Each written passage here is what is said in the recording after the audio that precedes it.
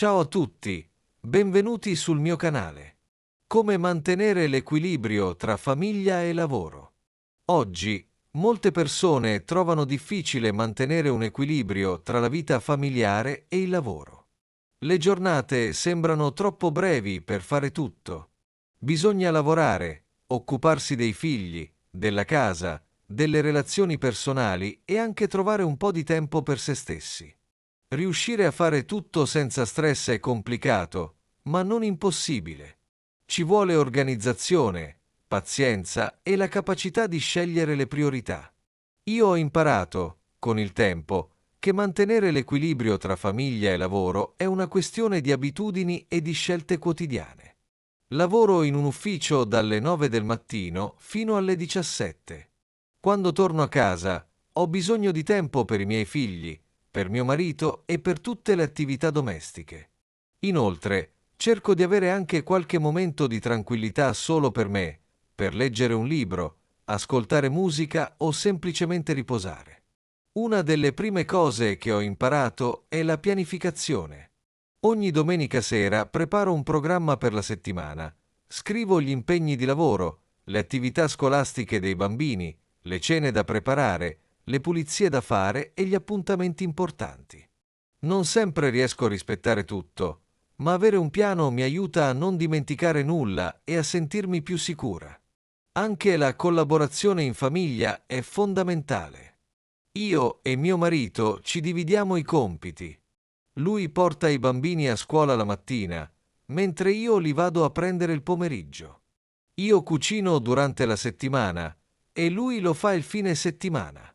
I figli hanno piccoli compiti come mettere in ordine la loro stanza, aiutare a preparare la tavola o portare fuori la spazzatura. Questo non solo mi alleggerisce, ma insegna anche ai bambini il senso di responsabilità. Un altro aspetto importante è il tempo di qualità con la famiglia. Spesso, quando si è stanchi dopo il lavoro, è facile accendere la televisione o usare il telefono per rilassarsi. Ma io cerco di dedicare almeno un'ora ogni sera a parlare con i miei figli, a giocare con loro o a leggere una storia. Il fine settimana andiamo al parco, facciamo una passeggiata o cuciniamo insieme. Questi momenti ci uniscono e ci fanno sentire più vicini. Allo stesso tempo, è importante anche rispettare gli impegni di lavoro. Cerco di essere molto concentrata quando sono in ufficio, così da non dover portare il lavoro a casa. A volte ci sono periodi più intensi, con scadenze e riunioni extra, ma cerco di non lasciarmi sopraffare.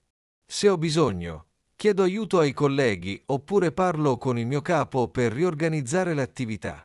Avere una comunicazione aperta e onesta sul lavoro aiuta a gestire meglio lo stress.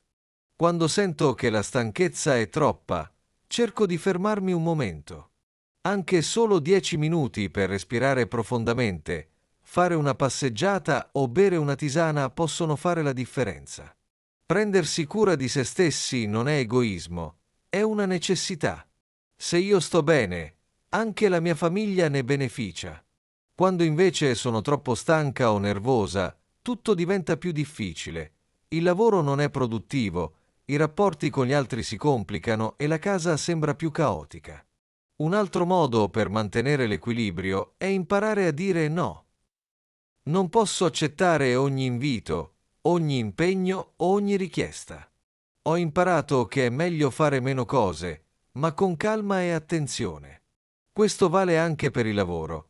A volte è necessario rifiutare un progetto extra se rischia di compromettere il tempo dedicato alla famiglia. Oppure si può cercare di posticipare alcune attività, quando possibile.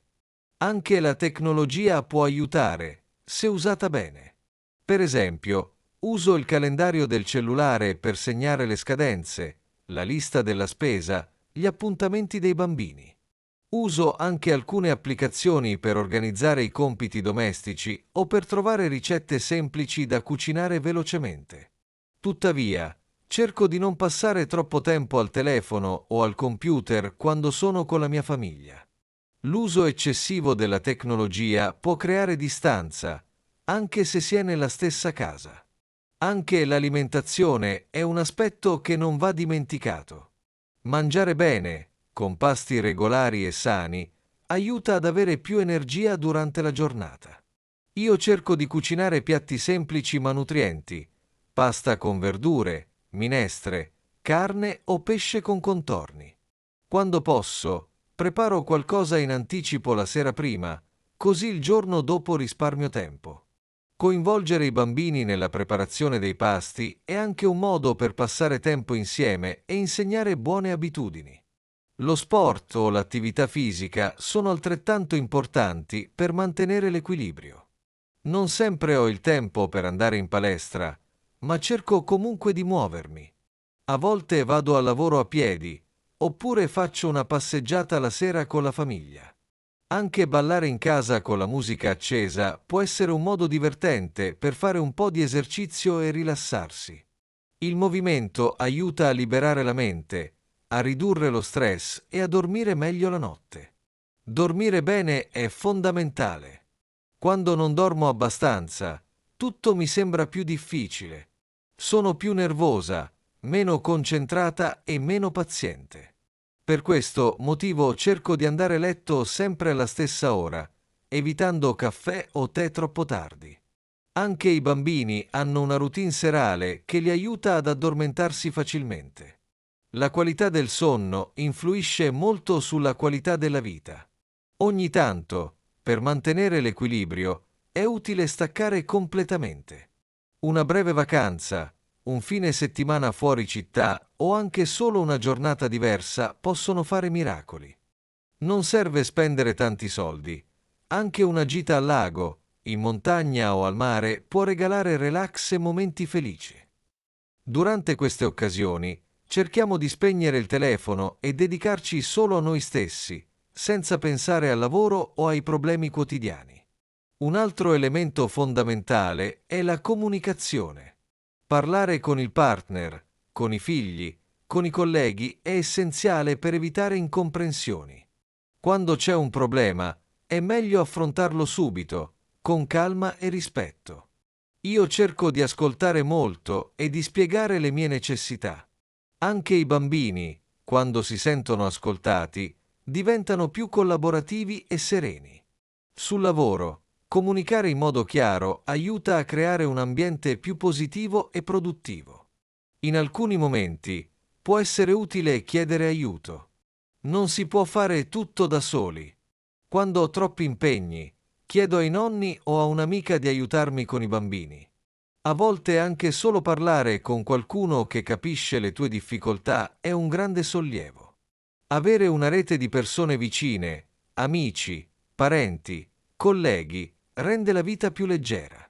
E naturalmente, anche io sono disponibile ad aiutare gli altri quando posso. L'equilibrio tra lavoro e famiglia non è qualcosa che si trova una volta per tutte. È un processo continuo che cambia con il tempo. Quando i bambini crescono, le esigenze cambiano. Quando il lavoro cambia, bisogna adattarsi. Ogni nuova fase della vita richiede un nuovo equilibrio.